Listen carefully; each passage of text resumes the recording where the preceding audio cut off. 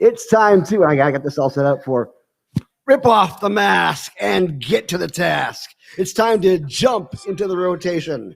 This is your political director for Suncoast Normal, Gary Stein, along with my co-host, Carlos Hermida. the Magnificent. I had an idea for your little tagline there. How about rip off the mask and pass the grass? Does that work? I dig that. that could I'm not trying to change your flow, Gary. I'm just saying, like, you know, like maybe like marijuana, like is the task like smoking grass? It could be. It could be the task for today. The task for the day. I mean, if you're going to start out 2021 right, you got to do it right, right? And speaking of which, we also have to go ahead and admit the fact that we also have somebody else here from the Beltway, our erstwhile director, Chris Cano, coming from Montgomery County over in Maryland, which is a stone's throw away from the capital, which I guess is going to be a lot of stones throwing this week from what I understand. Indeed. You know, it's been pretty wild up here in D.C., at least the transition of power between the administrations have not been as smooth as it has been in the last 20 years. And, you know, on a political note, we now have a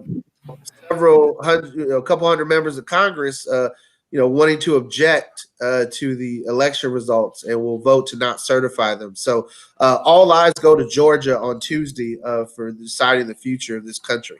Well, I am into decertifying at least one state, Kentucky, because if Kentucky gets decertified, then we kind of lose McConnell, and that would be, I know it would be a sad thing for everybody. So wait, how do we get rid of McConnell? What's happening? We decertify. Sometimes you guys talk, and I have no idea what's going on. People forget that the president was not the only thing on the ballot. A lot of the senators, in fact, some of them who are actually doing the objecting, are actually asking to decertify the states that actually elected them. Silly, pure silly. So that makes like lesser states. Is that what? Like, I'm still not understanding. It makes it it's a bad ploy. In my mind, it's sedition. Although I'm certain there's a legal barrier we have to cross to get to that point. But for these people to say that they're going to overthrow the election by again stating things like there were suitcases of ballots and they were forcing people to use Sharpies in Arizona, making their ballots illegal. All that stuff has already been debunked in several courts, but they're going to bring it up on the House floor this week. I would much rather be bringing up the MORE Act. Indeed, there's a lot of other things more important to address, you know, legalization being one of them. A lot of folks are also struggling with COVID relief right now. You know, the argument over $600 checks versus $2,000 checks when other industrialized nations have given their people $2,000 a month since they were in lockdown and getting things under control. Meanwhile, we have a surge in numbers, and we still have a significant portion of the population that says it's not all real, it's a conspiracy, or this is a mass control measure. And mass control measures are not. This is serious. You know, people are out there getting sick and dying, and they don't have to be. You know, we do not have to have the infection rates that we have. You know, wear your mask. You know, wear your mask. Florida is crazy right now, like no lie. Like, and I have a special interest in Ybor being open. I understand that, but this past like 3 days, I've been kind of scared shitless to be out here because it's been packed. It's been packed. People are partying. People don't believe that coronavirus exists. People are still smoking weed right on 7th Avenue. That's how packed it gets. Wow. And we have this new strain that they found over in Fort Myers. That is that strain that is much more virulent. You know, it can be passed much faster, and more people between the ages of 18 and 30 are getting them than previous mutations. Now, this is not more lethal, but it is more contagious, and so there are more people will be getting it. More people will be getting sick from it, and they'll be passing it on to vulnerable people. Now, Larry, Gary, is that strain coming out of the UK that they recently detected? That's the one. They also found a case in Colorado, South California, and yesterday was in Lee County. 2 days in Lee County.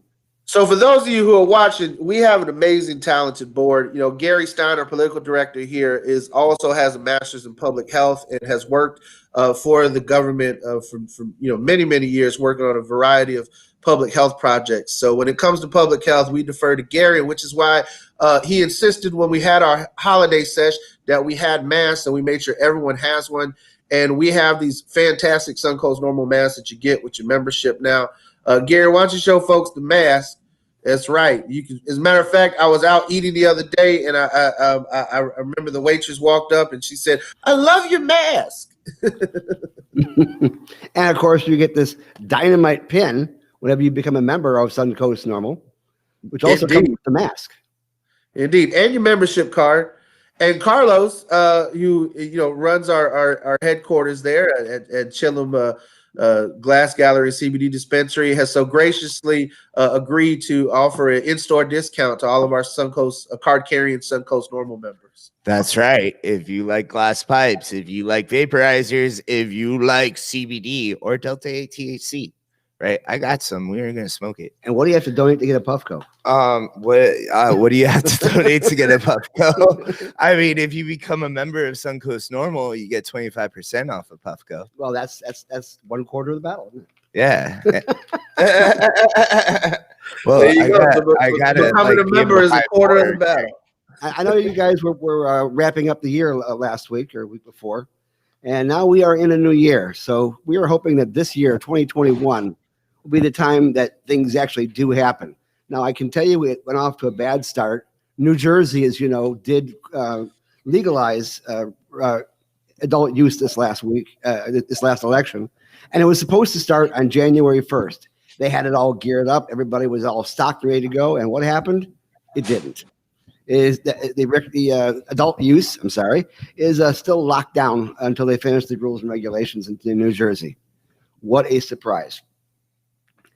But this is the nature of the beast. And if you are patient enough, we will all get it right. At least they have the policy done. Now they have to get the implementation right. And that is usually not too hard of a step, unless, of course, you have people from the legislature who are into jumping in and creating their own rules and regulations and trying to pass those, which is what we had in Florida as well. One of the things I was doing some research this last week on the state of Oklahoma. Now, Oklahoma is a very, very conservative state.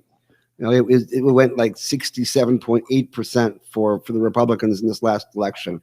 And yet, if you take a look at the rules and regulations they have in Oklahoma, they are probably the most liberal in the country, which is the reason why they went from 0 patients to full saturation of the entire market in less than 2 years. In fact, within 1 month, they already had product on the shelves, and they had people registering to become owners and patients and caregivers and things of that sort.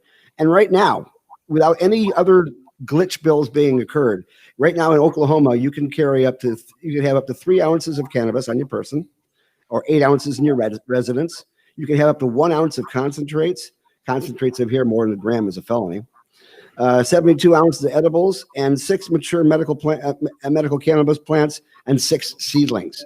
So all the things that we thought were right, it should have been in the bill in the first place, including employee protection, is already in that bill. They already have that in place at the very beginning, that you cannot be have your job taken away or not get a job if you have a medical cannabis card. So what you're saying is that even though what you're saying is Oklahoma is freer than Florida. Absolutely. Huh. And in order to get a medical card, the doctor, if they are a certified doctor, all they have to do is say, yes, we believe that medical cannabis will be of benefit to you. And that's the end of it. They don't have to verify what qualifying condition you have of a similar or like nature and then be chastised or be rebuked by the Board of Medicine afterwards. They are just given a free rein to go ahead and put those recommendations out. And I think the people in Oklahoma are doing a much better job than they did in California when they had a similar law back in the 1990s where Dr. Feelgood for $40 could give you a medical card on Venice Beach.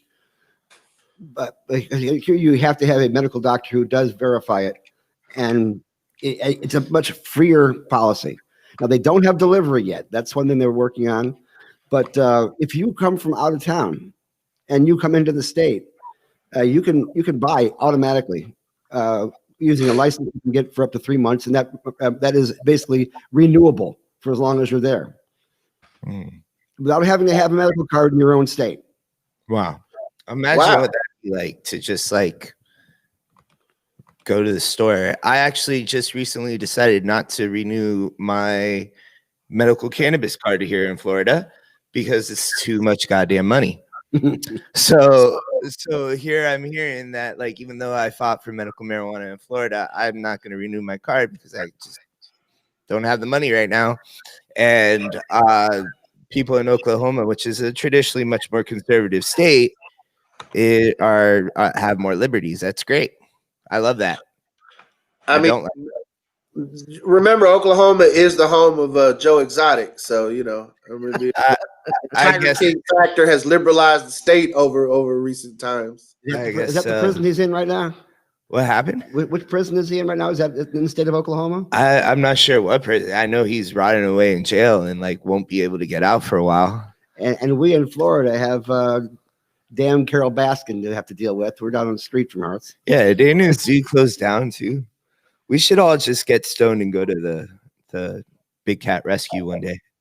I mean, what was it on Christmas Eve or Christmas Day? One of the employees had their arm at Big Cat, or they got mauled by one of the tigers. Yeah, not a good ad for volunteers. Well, I'd give an arm and a leg to work over the Big Cat Rescue. Well, no problem. Since that person is I hope they can afford a medical marijuana card. Hey, we got to up the production value so we can have the rim shot when Gary makes a dad joke like that. That was fantastic. Hey, I hope Carol Baskins doesn't try to sue us. That was just hilarious. No, she's not of suing nature. She just tends to bury husbands. That's all. Gary's on a roll today. You like the Tiger King, Gary? I like it. Yeah, it was our the most fun thing we did during the first couple months of the lockdown. Was to watch the Tiger King series on Netflix. Man, it is hard to believe it's almost been a year since Tiger King came out. Man, I got so stoned and watched that, and yeah, I had the hardest time believing it was real. You know. I knew about him. He was running for governor when he ran for president. I didn't know anything about this guy, you know, and maybe like that's what Florida needs. Maybe we need a Tiger King to run for governor. And do we have somebody like that? It's like our candidates for governor are a shit show in the regular parties, let alone the libertarian parties running someone like Joe Exotic. So that's pretty hilarious. Well, we're going to have a new person seated in the Democratic committee this next year to work on who the candidates will be, and hopefully they'll learn to get the heck out of the primaries and only concentrate on the general, which is what they should be doing. I'm glad that you bring up Florida's next election. Governor Ron DeSantis, all botching the pandemic safety measures aside, has said that he will not allow adult use under his watch, under his tenure. And Ashley Moody, as the Attorney General of the state, has stepped up to try and stop these ballot measures in the court system. And I just think that there definitely needs to be a change in leadership here. I mean, Gary, to update our viewers and everybody listening, the Medical Marijuana Employee Protection Act, which you and I collaborated on to push through the legislature, which would, as some people have commented, allow them the freedom of mind to still be a medical marijuana patient and go to work and not feel like they're going to lose their job, to be able to know that they can apply for a job with a clear conscience, knowing that a drug test isn't going to prevent them from getting the job that they so desperately need.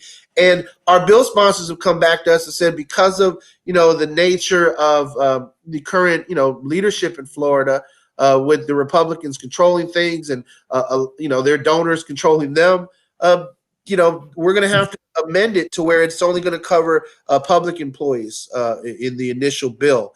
So the only workers that the state has any purview over. If we try to dictate to the private sector, whether or not they can allow medical marijuana patients to have jobs, that's going to be a no-starter on the bill. And I thought, that's a significant change that people should know about.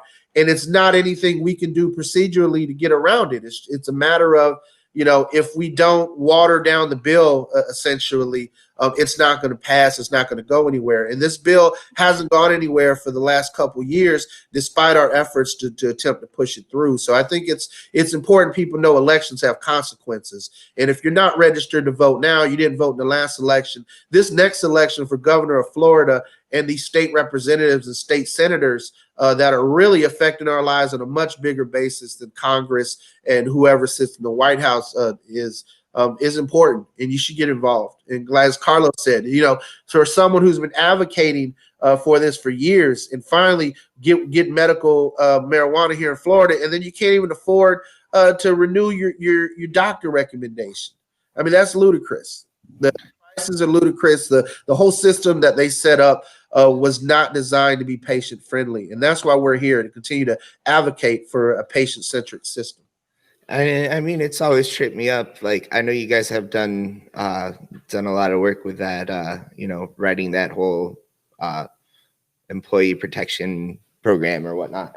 But like, it has always tripped me up. Like, it's a constitutional right to have medical marijuana available to me. Whether or not I can afford it or not, that's another thing. But it's in the Constitution to have that medicine if a doctor deems me fit for it. And yet, it's also my right as an employer to take away your constitutional right to let you work here. Well, that's because Florida, along with being a right to work state, yeah, one of the things really kind of smarts on the side of my face, but also has the in its laws the right of businesses to have a drug-free workplace. And the question is, what do you consider a drug-free workplace? They will let people actually be on the job on opioids, and they're not going to say anything to them. Yeah. But if they have a medical card and they're not even using it during the office hours, they could still interpret that. But what we're trying to do is, in this particular bill, is go back to the Americans with Disabilities Act and basically state that if you have somebody with a disability who works for you, you must give them accommodations in order for them to be able to work properly. Well, in this particular instance, in order to have a medical card in the first place, you have to have a debilitating condition. That makes you disabled. That means that you should be allowed to have the accommodations necessary and only be judged on how well you produce at work and not anything else. Because if this is considered medicine, it doesn't go under the purview of drug-free workplace, which basically is more along the lines of recreational drugs like opium, heroin, etc., or things that are of no medicinal value. This is medicine, not a drug. Or if you wish, in the Hispanic, los drogas. No drogas. No drogas aquí. No drogas aquí. Nada más marijuana. Trabajar, no. All right, I can't hear Keanu now. Yeah. Sí, solamente plantas. Es una planta. No es Oh, there he is. Es el negro de Dios. Es el planta de Dios. And that reminds us that after this show, we do have La Rotación, I believe, in Espanol. En español, sí, very mucho. As part of our two-part whammy of bringing the best to you every Sunday morning. Yeah. And if you speak Spanish, you can also have that. And Carlos and I will be making the rounds of the various legislative delegations across the state. We've already been in Hillsborough, which has another meeting, by the way, in February, with with Miss D now being the new director, the head of the legislative delegation, Diane Hart. But we're going to be in Orange County this week, and I believe we also have to go with Pinellas County. And we'll be discussing the educational bill along with things like tourist reciprocity. In Florida this year, along with other places, we've had a huge hit on our tourist dollars. And we along with expansion, the other mainstay of Florida is our tourist industry. We basically have our economic base on growth and tourism. So you can only grow just so much, but you can always bring in more tourists. Yeah. But this last year we had a big hit. I think that Disney had an 80% drop in income as far as the theme parks this last year. So they were forced to close. What our tourist reciprocity bill basically states is that if you have a medical card from another state, with a $10 reciprocity fee, you can make a one-time purchase at one of the dispensaries here in Florida for the amount that you need during your stay in Florida, because you can't bring it back across state lines. And this would actually generate, based on the number of tourists we normally had, times the percentage of how many people have medical cards, which is usually between 6 and 10% based on the state. Oklahoma has 11. We have 2. But this allows people to go ahead and and come here. And when you go to Florida, you should be able to come here and enjoy yourself, not come on vacation and leave on probation, which is what Chris often says. And that's quite true. Right now, we already have people who are sneaking medicine in across state lines by either driving here or putting their vape pens in their socks, whatever else they have to do to make sure that grandma has their medicine when they come over and they can have a good family gathering.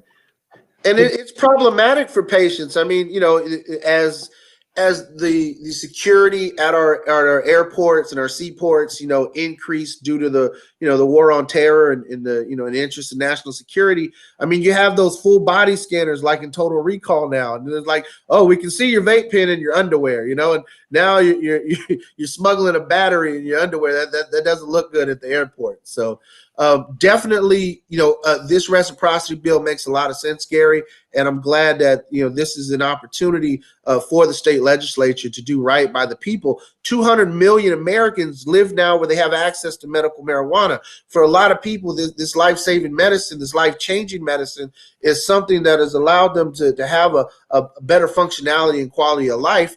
And I mean, you don't want to lose that quality while you're on vacation. I mean, that sounds like a pretty shitty vacation to me. They're also vacation, where you don't have access to your pain meds, you don't have access to your anxiety med or whatever, reason you might utilize cannabis for. Yeah, along with all the states that already have adult use cannabis, there are a number of states that are medical that will allow you to use your medical card when you go there. But Florida, the vacation capital of the country, supposedly with Disney World and everything else, they block that. Well, there's got to be I mean, it's a good first step, but I just kind of want to remind everybody that there's got to be the industry itself has to be more marijuana friendly. Like Disney World's arresting grandmas that have CBD oil, and there's got to be a spot on South Beach where you have to be able, you can go and enjoy your medicine. You guys want to open up a hotel on South Beach that you can smoke marijuana? I hate hotels in South Beach. I hate that resort fee you have to pay just to be able to walk in the front door and sit down. Maybe we could get a franchise. We could start a Hilton Hot Box. Well, we are going to have consumption lounges eventually across the country, and I'm working with an organization right now that's creating them, because you should be able to have someplace other than your own home to be able to utilize your medicine. And in fact, if you are renting and your landlord does not allow it, then you have no place to go except the hot box and take your chance with whether or not the police are going to use their discretion when they arrest you, in which case it also has to do a lot with what color of skin you got as well. Well, this issue of consumption lounges has been around for a long time. I remember going to Colorado in 2014 and going to the Lazy Lion. And then they shut it, they had shut it down at a previous location, then they shut it down later that year. And, even in states like Colorado, their consumption lounges and public consumption, even the ability to consume it at a members only place still remains out of reach because of a lot of legal and political, loopholes that you have to jump through. Well, in Florida, all of our changes come with baby steps. And I hate that expression, but that's what we use to talk about the fact we do things very incrementally. Because if you look at how a baby walks, their steps aren't very productive. They usually fall as they're walking. We hope to not fall as we move forward with each of these things. And if we start out with an employee bill that strictly has to do with state employees, well, just remember, first off, that the state is the number one employer of people in this state. They have more employees than any other organization. And it's a step in the right direction. And we can also amend it. And we are actually getting some unions on board that are interested in backing our bills. So, well, I think that this is a workers' rights issue. You as a worker should have the right to have access to a state-sanctioned medicine, and you shouldn't be fired from your job or precluded from a job for a state-sanctioned medicine. I know that the federal government still considers cannabis a Schedule I drug, but we see progress there. We see the MORE Act, getting pushed through the House of Representatives. We're still waiting to see all eyes on Georgia this Tuesday to see if the MORE Act would have an opportunity to pass through the Democratic caucus in the Senate. So there's a lot to be said about politics, but Gary, you said baby steps. Here in Florida, that's the sad part about it. If we leave it up to the natural political wills to push legislation and to push things forward, no progress would happen because there is no political will unless you actually engage folks. And I think that is the difference that we're seeing is the level of engagement that organizations like Suncoast Normal, like our friends at Tallahassee Normal, continue to do in other normal chapters around the state, with putting together lobby days, with talking to the legislative delegations. Shout out to FCAN, who have been doing it for a very long time in this state. You have to engage your elected officials if you actually want to see any progress. They have to know that you're willing to hold them accountable. And you have to also engage people that you don't particularly like. As Carlos and I were talking about in a previous episode, sometimes you'll be sitting in an office across from a senator or a representative who want to throw you in jail, who think your livelihood is the devil's work. And I mean, all in all, politics is a battlefield. It's a contact sport. You got to get your hands dirty if you want to see progress. And then he gets cancer and takes medical marijuana. Well, we have situations we always have to deal with our senators or representatives too, and we have to quote unquote educate to legislate. Basically, teach them what they don't know because they are good enough to get into office doesn't mean they know absolutely everything about cannabis, and they may still have all the preconceived notions that they carry along with them. So people like Senator Bax and things of that sort, we need to go ahead and educate these folks. Bax, yeah. No, not Bax, but I'm talking about. I just want to recap here. This seems to be like you guys are going over stuff that we can do to legalize, and it seems like the comment section is talking about that. And I mean, first off, I want to just recap here because this is going to be pretty funny. You guys want to educate and engage legislators, but we also want Disney princesses that are made for marijuana for Disney to, enjoy. And then, of course, Trulieve opening up 100 stores could, do that. So I don't know that Trulieve opening up the 100 store. The way I take that is that industry is really going to be the guiding principle here. So not that there's a connection between Trulieve opening a 100th store and us finally being able to grow out at home. Like a door was suddenly opened up that was closed before when they hit 100. That's not the case, correct? No. Let's take that like how I'm saying. Let's take that how I'm saying though. Like a good path to legalization is economics. Yes. Is that? Can you guys agree with that? Maybe like if we could show how medical marijuana is one thing in Florida because it's not necessary. It's not tax. Well, we have 450 registered patients in the state right now.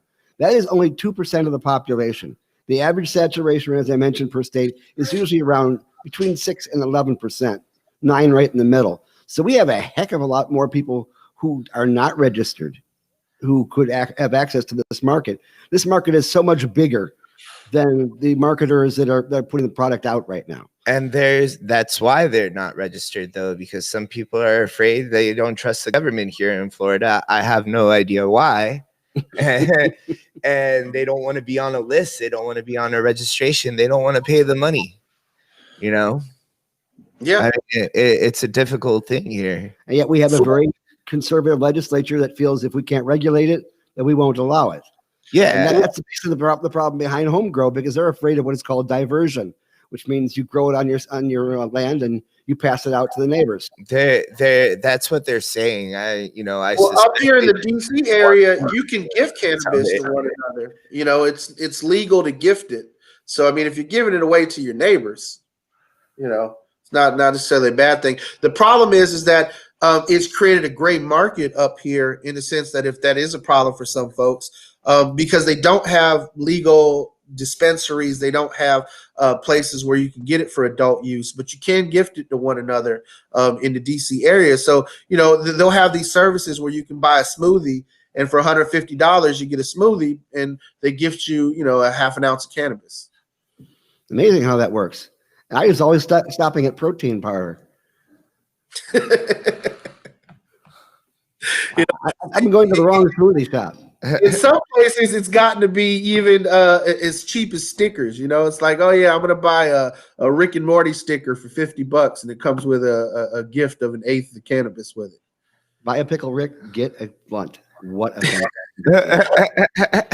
It's interesting to see how under a federal prohibition, various states in the District of Columbia have adapted to create markets. And I think a lot of people have a fear that if the MORE Act passes, it's going to severely affect the marketplace to where only large Amazon, Walmart style companies can thrive. To your point earlier about TrueLeaf having 100 stores available, and then we see the Make It Legal Florida petition backed by the people at MedMen.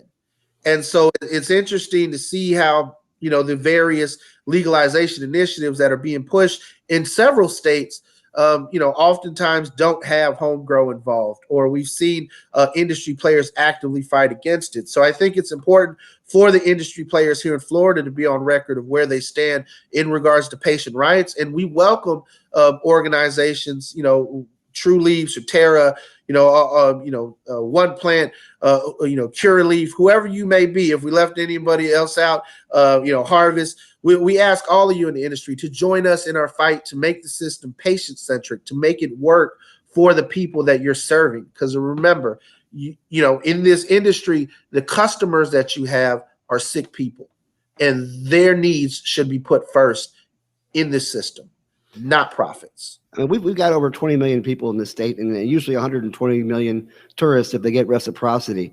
That is an amazing market that could be spread out over so many companies. Right now, we have 22 companies, of which 7 are essentially idle, and some are selling at a low rate. Some are taking over the market, like the TrueLeaf is.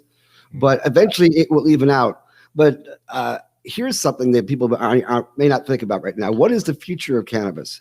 Right now, we are dealing with the state laws going back and forth, and we have this patchwork of laws where you can't even go across the state line with a product, and it could be twice as expensive on one side of that line and the other side. I can't wait to see what happens when New York and New Jersey are legal, going back and forth. I know there's going to be a major difference in regards to prices. Usually, for those people who aren't around the New York area, if you want to buy something expensive, go to New York. You want to buy it cheaper, go to Trenton. That's basically the way it is. And things are always a lot less expensive over in New Jersey. Gary, are you saying that New York sour diesel is cheaper in New Jersey? I don't think I know personally, but I've heard tell. I'm sure that's what it sounded like to me. But eventually, cannabis will actually become a commodity because it will be an additive in various products that are sold commercially. Let's talk about that as cannabis as a commodity. Carlos, you're a purveyor of cannabis as a commodity. You sell hemp products, right? Mm-hmm. So, in thinking about, we were talking about economics is the pathway to legalization. Economics was the pathway to prohibition.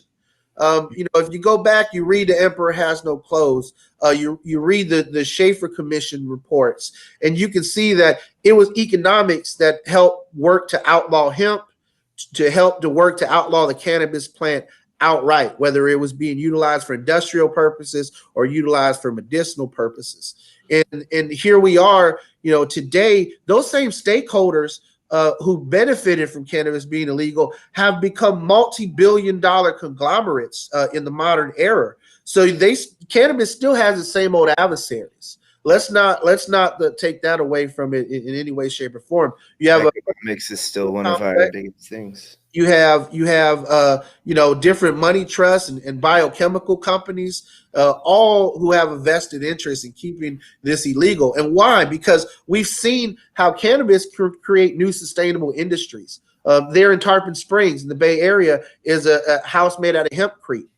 You can make hemp biodiesel from it.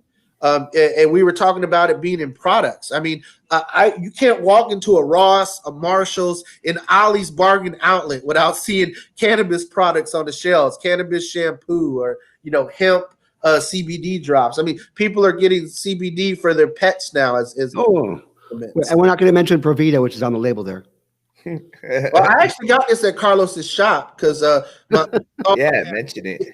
my dog has hip dysplasia, and I think it's the supplements that they wanted to charge me at the vet were ludicrous, and I was like, I've seen on Instagram people help rehabilitate their pets with CBD regimens, and so I thought that was interesting that as a health product, as a nutritional supplement, hemp products are definitely an economic boom. So Carlos, maybe you could talk a little bit about what you see in the hemp industry and in the legal cannabis. Cannabis can be. I hate to say it, but I think the fact that the government has now like officially classified the difference between hemp and cannabis is one of the worst things towards guiding legalization with economics. Because all of those products you just mentioned, right, have been disassociated with actual cannabis. And I mean, it does a lot of great things. Like, it opens up other cannabinoids to people, and other cannabinoids are great tools. CBG can help. And a fantastic anti-inflammatory, which is good if you have COVID, by the way. What happened?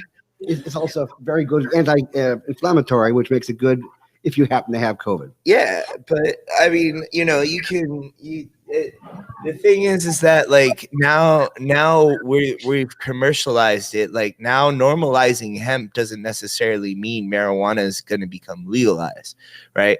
To really like, we need to, it's a complicated subject. It really is. It's like, it's like, the economics can happen now without pot, without actual Delta-9 THC being legal. And it makes it much more difficult, I think. Well, back in the early 90s, Woody Harrelson in northern Kentucky was trying to legalize hemp. Mm-hmm. But they were talking again strictly about the industrial side of hemp, which we must not forget, because don't forget, you have a 22-foot plant. And you're only talking about using the top 1 foot and throwing the rest away. That's not the American way. But that's not the way my grandmother grew up in the Depression. But that plant played, I mean, if you look into the history of everything, that plant played a big role on why pot is now no longer legal. Exactly, because the bast and the hurd, which is the fiber and the woody part of the plant, can be used for all those other 25,000 products, including clothing and paper and things of that sort. So what the Farm Bill essentially did was legalize all that stuff, right? But getting people high, like not so much, you know what I mean? So it becomes a difficult thing. I think if we advocate for the economics of it, like we need to almost advocate for the fun side of it too, and show that, adult use, is safe and it can be fun. It could be, cool and social. We need to make potheads cool again, guys. That's what I'm saying. Well, it has a lot to do with the attitude of our legislature as well. Like, for instance, if you go, we finally got edibles after 3 years of having this market here. And they say, by the way, you can't call them gummies. You have to call them soft gels or soft chews. Soft chews. That way kids don't think of them as candy. Won't bring them to school thinking they're candy and pass them out to their friends, that kind of thing. I hear soft chew, I think of a Starburst. So Starburst and gummy bears. I mean, that's just it. And of course they say you can't have them in animal shapes. They have to be in geometric shapes, because there are certain kids hate geometry, and so therefore they would not even touch that stuff. But so Gary, let me understand. The politicians are telling the people, okay, so you can't have gummy bears, but you can have Lucky Charms. That's I don't know if you can have stars, clovers, and rainbows, but you can definitely have. They said geometric shapes, stars, clovers, and rainbows. It is. I mean, we want to get into the semantics of these politics. It's like Florida politics is. Okay, I will give a free mask to the first MMTC that comes up with Pentagon-shaped gummies. I'm sorry, Pentagon-shaped soft gels. And we'll call them satanic sativa. Gary, I think you mean pentagram, not pentagon. Pentagon is where I said pentagram, didn't I? You said Pentagon. That's for our men in the military to have Pentagon-shaped gummies. I think that's soft gels. That should be fair. And can anybody find out a good name for a Disney princess that's into cannabis? Put your thinking caps on and send it to us. We'll put it on the crawl underneath there. Mary Jane. Carlos. That's my vote. Mary Jane, Princess Mary Jane, huh? Princess Mary Jane. It'll be my cat. Carlos, is Buggy there in the shop? I thought I saw the dog in the window. Nah, Jansa's here. Oh, okay. Lindsay. Have an evil cannabis queen. Oh, no, she's Evil prohibitionist queen, you know? yes.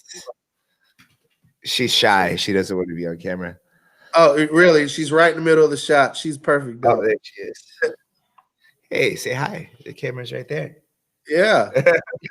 But to get back to what we were talking about just a few minutes ago, we need to have in Florida and across this country an infrastructure for the rest of the other products that hemp can bring out, because it will be a losing proposition if they don't sell their harvest. And when we have hemp farmers that have put everything into putting their crops together, and they should be able to sell the stalks to go ahead and get the herd and the bast into cloth and paper and all the other products that hemp could possibly create. Yeah, I mean, we talked about it earlier. New plastics, biodiesel, building materials. You know, all these renewable, resources that we can utilize the hemp plant for. I mean, just think the fact that you can turn it into a reusable fuel, and we can have the opportunity to migrate from fossil fuels. I mean, literally being able to grow your gasoline, rather than dig up dead dinosaurs. For those of us who are scientifically challenged, that's the difference between hemp biofuels and the current fossil fuels that we're using. And there are no more dinosaurs, so let's just call that out. Where it's a limited market, it is going to cause problems for consumers. And again, that goes back to the existing economic structures that don't want to see a disruptive technology like renewable energy and renewable resources coming from the hemp plant. Do you really think that ExxonMobil wants, an upstart, industry starting with hemp biodiesel fuels to throw a kink in their bottom line? Well, they haven't even wanted the electric cars. That's why they killed the first one that came out from GM so many years ago. If you ever saw that movie, Whatever Happened to the Electric Car, check that one out. Well, that's why you get these billionaires like Elon Musk who, step in and create these disruptive technologies. And that's really where we're at here in this fight for prohibition. People like Joe Redner, millionaires who have the money to sue the state, to challenge the system. We, the people, I mean, we do our best pulling together our $25 in membership dues to run an advocacy organization. But the fact is that money is the lifeblood of American politics. And if you don't have you don't have a seat at the table. And that's the hardest part of everything that we're trying to do and advocate for, which is why we constantly ask for it. We ask for your donations. We ask you to sign up and be a member. I mean, for the several thousand followers that we have several hundred members, and we need to increase that. Our capacity and our membership and our numbers are what's going to give us leverage at these tables of power, at these political committees. If you don't have the leverage, if you don't have the numbers and the people behind you, even the way things are voting, things will not change. So we need your support to really make this happen. Yeah, we're trying to do it at the state level. As people have often said, the state politics is the meth lab of politics. We are the ones who create the disruptive things, and then we bring it on to the federal government and see how it goes from there.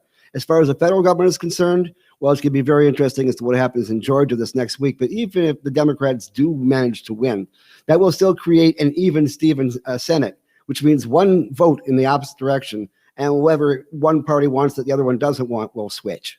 That's a very, very, and of course in the House, the Democrats have the thinnest margin they've had in decades. So the question is, will the MORE Act move forward? It will if we can make it a bipartisan effort. That's the only way we can do it. To your point, Gary, looking for bipartisanship here in Florida, we have two United States senators here in Florida, one being Marco Rubio, one being Rick Scott. Neither one of them have been champions of prohibition. Every time we send them an email or an action alert, that National puts out asking them to support, something that chips away at these Jim Crow laws, that chips away at these, oppression of people's civil rights, they're constantly standing as prohibitionists. And so that's why I say elections matter. In this next election here in Florida, not only will we be voting for governor, but we'll be voting to replace Marco Rubio. And I think that that is something that needs to happen for prohibition to move forward on a federal level. I see Ted Deutsch going into that lot, or possibly even Jolly. It's a possibility. Regardless of who steps up to run against him, I think it's important that we, as advocates, that we that patients and caregivers and activists all pay attention to party primaries and get involved. And that's the interesting thing, is that if you're a Republican, if you're a Democrat, if you're a Libertarian, if you're part of the Constitutionalist Party, I can't even name all the political parties that are out there. Forget the Green. If you're active, or if you're not active, get active. You know, it's not about Democrats or Republicans. It's about we the people.